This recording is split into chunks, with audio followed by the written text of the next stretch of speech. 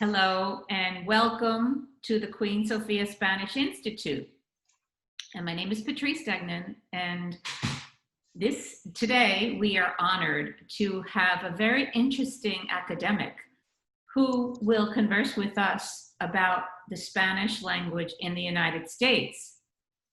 We're so honored because through Carmen Benito Vessels, who was another academic who joined us for a very interesting talk last month about her book, Spain and the Atlantic Coast of the United States. Mm-hmm. She immediately talked about our new friend, Gerardo Piña-Rosales. Welcome, Gerardo. Thank you very much for inviting me to share a few minutes about the Academia Norteamericana and my work in there. Exactly. I think it's so fascinating when one is dedicated to the cultural occupation of being an academic, a linguist, a writer, to meet someone who really has done all of that and was born in Morocco, in Tangiers. That's a very unique profile. Well, I'm sorry, but no, I have to say it because otherwise people from my town will get angry. No, I was born in La Línea, which is a very small town. Well, it's not small anymore. Close to Gibraltar. In Spain, actually. My mother was born in Gibraltar and my father was born in Morocco. Maybe that's why the confusion, no? He was born in Morocco, although again all my family were actually Spanish. No? Right. And after that, we went to Malaga. I stayed in Malaga for 4 or 5 years. And then in 1955, actually, we went, my family actually, migrated to Morocco in Tangiers, and I studied in Tangiers. I went to school in Tangiers, and actually I was raised in Tangiers, speaking several languages and with friends, from all over the world. Actually, Tangiers was an international. Actually, Tangiers has been international for a few years, and then actually in 1960 it became actually part of the Kingdom of Morocco, but I stayed there. In 68 I went to the University of Granada to study philology, Spanish philology, and then I went 1 year to Salamanca. And after that, I came back to Granada, University of Granada, and in 1973, actually, I met a student, actually, from the City University of New York, and we became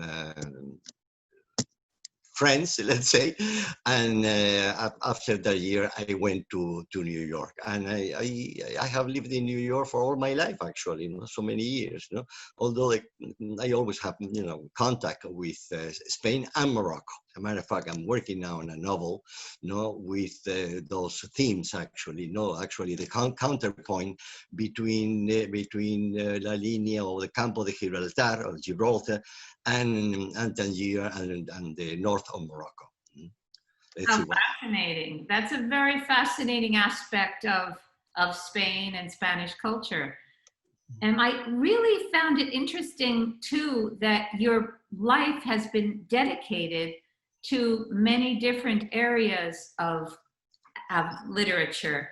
And I'm fascinated with the North American Academy of the Spanish Language. Mm-hmm. It's an institute, a very prestigious institute, and you have also launched a lot of authors like Carmen Benito Vessels and her book.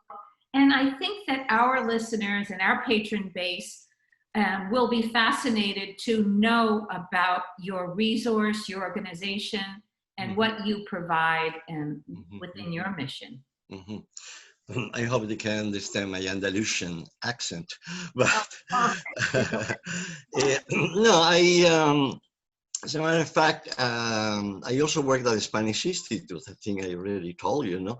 I In know. the 80s, 81, 82, I was working on my dissertation, my doctoral dissertation. And then I went to the Spanish Institute and I worked there as the director of classes, actually. We used to have Spanish classes and everything. And after that, I continued working as a teacher, as a professor at the City University. And then I went to Teachers College at Columbia. And actually, in the 1992, actually, no, I read my speech, no, entering, let's say, or being inducted to the Academia Norteamericana de la Lengua Española, ANLE, no, ANLE. Academia Norteamericana. Academia was founded in 1973 by a group of Spanish and Latin American writers, most of them, no? And then I met the director, whose name was Odon Betanzos from the south too. He was born in Huelva, actually, no, in the south, and he had been here in New York for many years, you know. And then he invited me to join the academia, no, and I was the secretary of the academia. I worked with him, helping him, etc. No, and in 2007, actually, Odon Betanzos died, and he was nominated, no, as the new director of the academia. And we are part, actually, where I don't know if I should call it a branch or something, but yeah, we are part of the Royal Academy in Spain. There are 23 academies in the world, actually. We used to be the youngest one, actually, but now we have the Academia in the Guinea Equatorial in Africa. This is the last academia. And we work actually in two different fronts. No, one, actually, the main thing for our academy is to try to preserve, to study, if you want to know, the variation of the Spanish language spoken in the United States. That's basically, you know, our main task, let's say, you know, not only the language, but also the culture, no, and the Hispanic or Spanish presence, you know, in the United States, which I think is quite important. No? We're talking about 50 million Hispanic people now in this country. No? So there is actually those people in the 70s had that great vision, no, of founding an academy in this country. It wasn't easy. It wasn't easy because people in Spain basically, you know, started saying that actually it wasn't necessary, that the language, the official language in the United States is English, etc. And we all agree. But the idea will be for us, actually, for people like me and other people in general, no, to be bilingual. No? That's the main thing. And we work also with the Royal Academy. The Royal Academy, we work with different committees. One, for example, is dedicated to the Diccionario de la Academia, dictionary, no? And once in a while, well, we receive material from them, and then we sell them. We send the material to our numerary members. They are 50 numerary members. And there are 150, actually, we call correspondent members all over the country, which is quite difficult. In other words, it's not easy to get together. Like, you know, in Puerto Rico, Mexico, etc. You know, they get together every Thursday and they discuss the problems. But here it's not so easy. But now with the new technology, you know, I think it can be accomplished. And one idea, actually, I had in the beginning when I became president or director of the academy was to publish, because I think it's actually what it remains after all, no? The publishing materials, the books, and all of them actually, or literary books, no, always with a theme of, or even history, like the magnificent work by Benito Vessel. It's an extraordinary book, no? Very original, very well written, etc. No? And then we also publish books on California, for example, the origin of California. You know, California is fascinating. No, even the name of California. You ask people. I used to ask my students. No, now, name a few Spanish names in the topography of the United States. No, and they would say this and that, and then they say, "How about California?" Oh, yes, yes. Well, why is called California? No, California was actually mentioned, no, in one chivalry book. Chivalry book, and they actually those Spaniards not thought that yes, California existed. It was an island. Also, obviously, it wasn't an island. No, so it's full of magnificent, beautiful stories. No, of the presence in the United States. Fernando de Soto, the first European actually who saw the Mississippi, and Cabeza de Vaca. It's a fantastic stories. So all that. And obviously the grammar. And the last, actually, our last book, which hasn't been published yet, is about what we call lenguaje inclusivo. I know that it's difficult to try to change the grammar now for masculine, feminine, and things like that. It's a very controversial issue. This is going to be our last book, and then we also have in electronic, let's say, platform, we have the Glosas, which is basically a journal on the Spanish in the United States. Now, for example, now we have words in the dictionary, the Spanish dictionary, words like Spanglish, for example. It was very controversial. They didn't want to accept it, etc. But people use it. People use Spanglish. People mix English and Spanish. I don't think it's a language. But it's a modality, let's say, of the Spanish language, popular, whatever you want to call it. So it's there already, and people are getting very interested in the way we use Spanish in the United States. Do you, as an organization, provide to the Real Academia Española and through your members and correspondents words that you believe should be incorporated into the Universal Dictionary of Spanish? Especially taking into account, as you very well pointed out, 50 million Hispanics in the United States, and that mixture is a dynamic one. Words come alive, and people shortcuts and new ways to say the same things.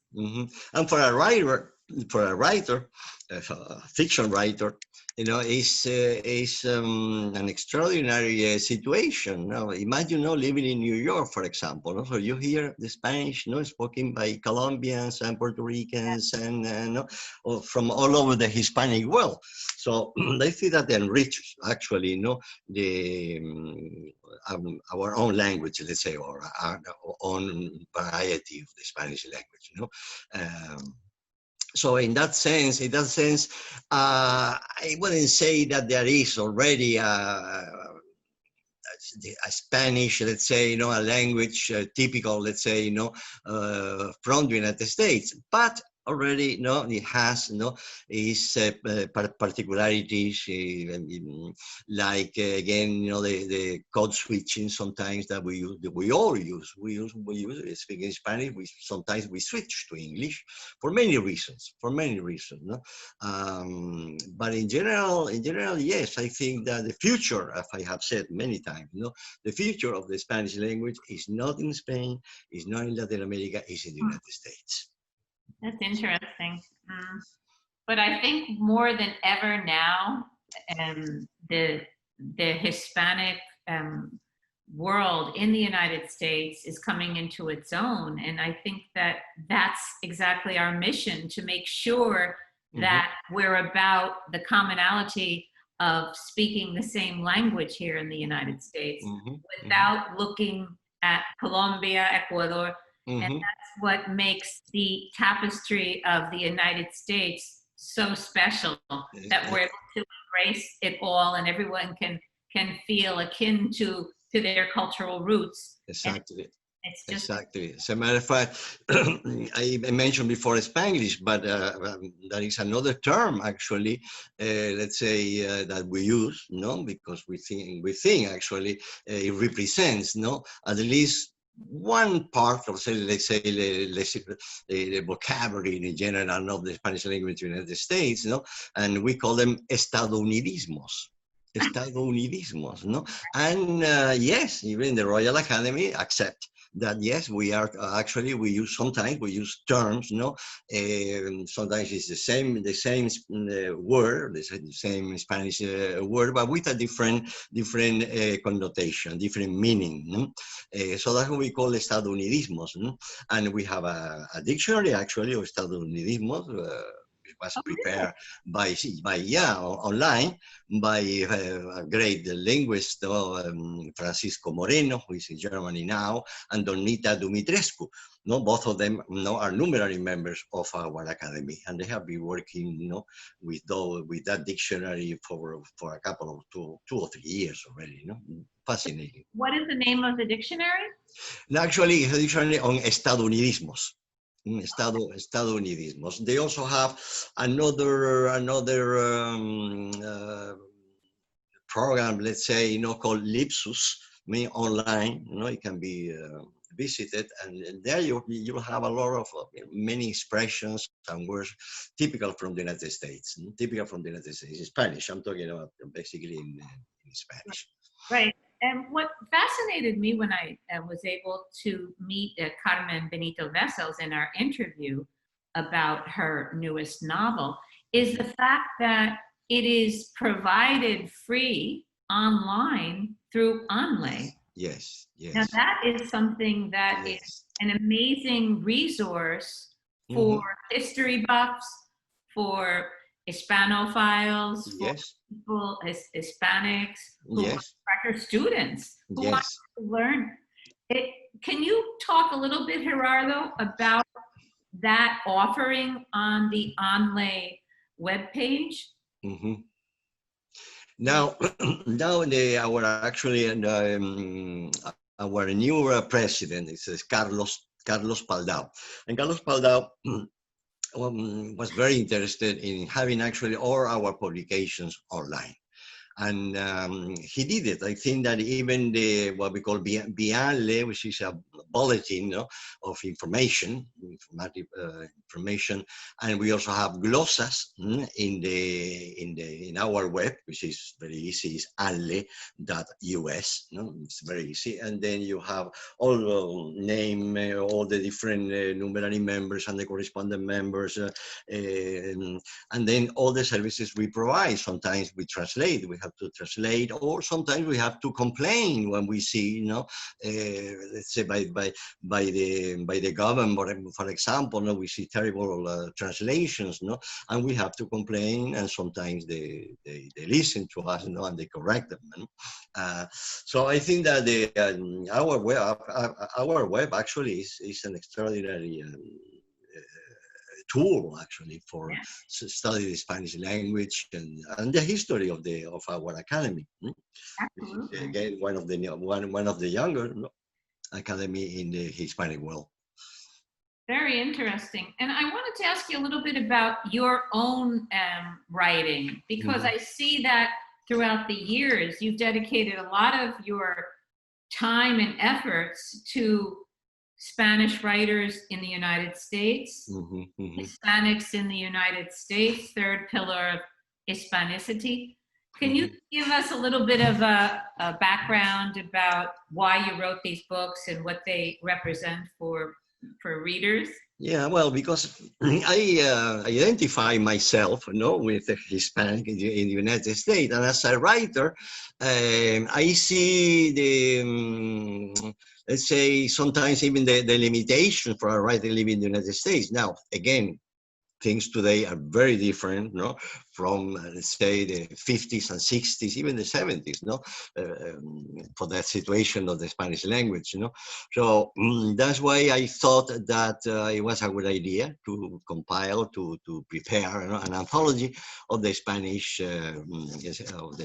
writers, or Hispanic writers in general, but basically most of them are from Spain, you know, born in Spain, and people who came to the States in the 60s and 70s and even later on. So there are several generations, no, of Spanish writers living today in the United States, you know, and that's why I wanted to publish that book. It's a fiction. They have short stories and poetry, and also because when I started actually doing my research, not in fiction obviously, but in investigating, you know, the literature and things like that, I was very interested in the Spanish exile. In the Spanish exile after the war, after the Spanish Civil War, 1939, as you know very well, no, almost 500,000 people left the country. Many of them went to Argentina and basically to Mexico. In 1987, actually, I went to Mexico City to investigate, you know, that situation and to trying to locate, you know, works by those Spanish exiles. So in a way, I'm always working on writers, you know, who left Spain. Perhaps because I know them. Some of them are my friends, you know, Isaac Goldenberg, for example, from Peru, who has been here for many years, you know, and Mantero from Seville. There are so many, you know, and actually I think that they should be better known, no, because some of them are extraordinary writers, you know. And in my own, I published a few books, a few novels, short novels actually, and short stories, you know. And as a matter of fact, one of the first one was the Desde esta cámara oscura, from this dark room, no. And in that, I'm using two of my passions, no. One is writing, no, and the other one is photography.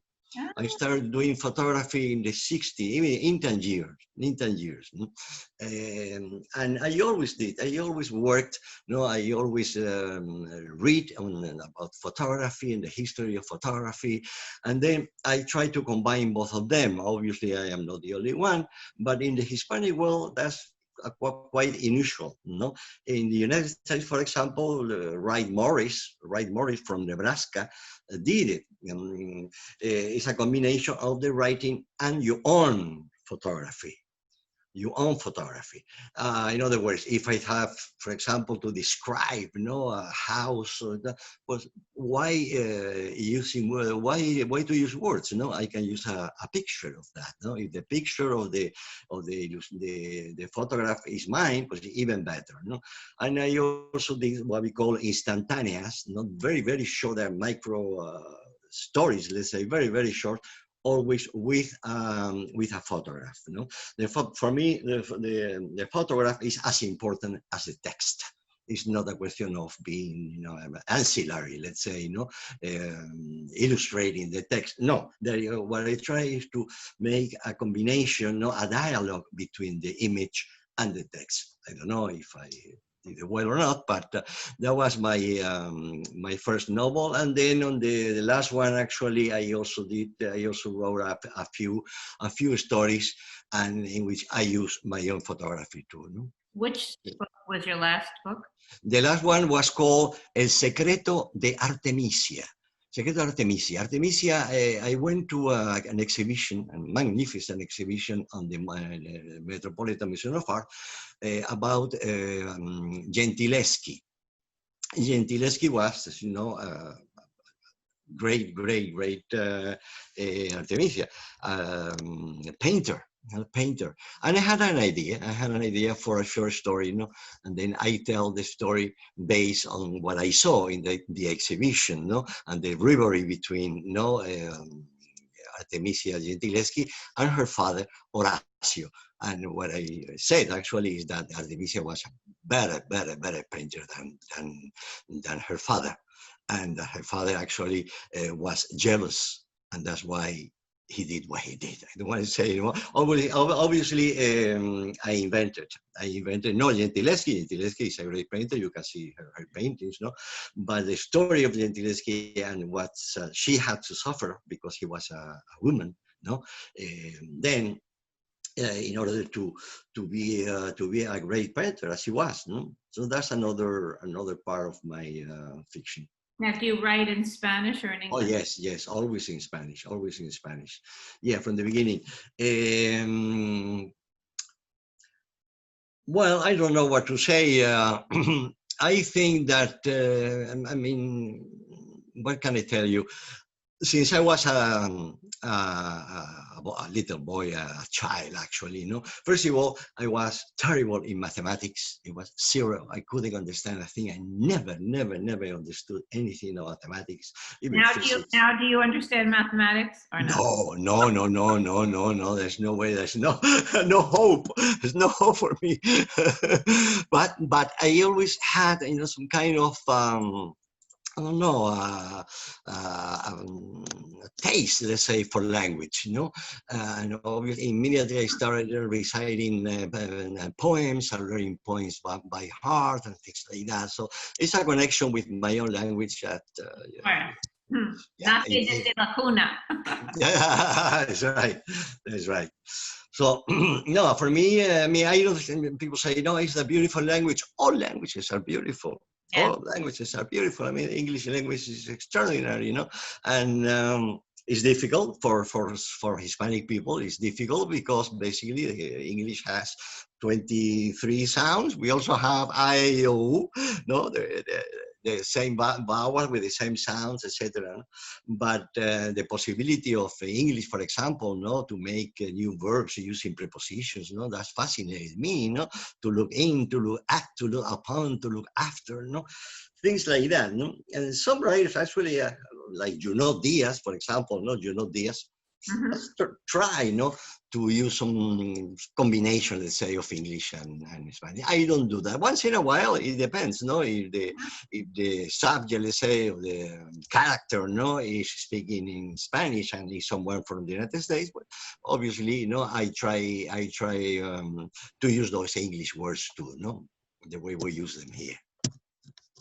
Gerardo, I just want to ask you a different off-topic question. Yeah. About the health of the Hispanic culture and language in the United States. As you know, the Queen Sofia Spanish Institute, our mission is to enhance Americans' knowledge of Spain and the Spanish-speaking world. We see ever so clearly that the Hispanic world is one. We must treat it like that, as a common language, look for commonalities and unity. What, in your vast experience, are the challenges that we need to help work on and develop for an enhanced understanding by Americans of the Spain and the Hispanic language? Well, basically, it's not. I don't think it's a linguistic question, but economic. We're talking about economics here, and we have to understand that the language, let's say, obviously is made by everyone, by all the speakers, but what we call norma, the norm, is basically formed by the middle class. And English is the same thing. It's the middle class, actually who form, what we call norma, So, but it's true that the Hispanic world is tremendous. It's enormous. It's very. It has everything from music to paintings to and the language itself, literature, But again, when we talk about Hispanics in the United States, and we say there are 50 million, there are 40 million, whatever, I always say, yes, that's fine. But it's also important that we actually, at least try, to be represented in Washington. I think that's very, very, very, very important. Okay, I think that we have no governors and deputies or whatever you want to call them, no, and that what actually will help, no, to raise actually, no, the knowledge of the Spanish language and the Hispanic culture in the United States, the situation of the Hispanic people. We are not, and again, poor people, no, in general, that we used to be. Actually, we're talking about immigrants, no, immigrants, no, came to this country, and after a generation, 2 generations, no, they achieve, no, different status. No, those were actually Cuban Americans, right?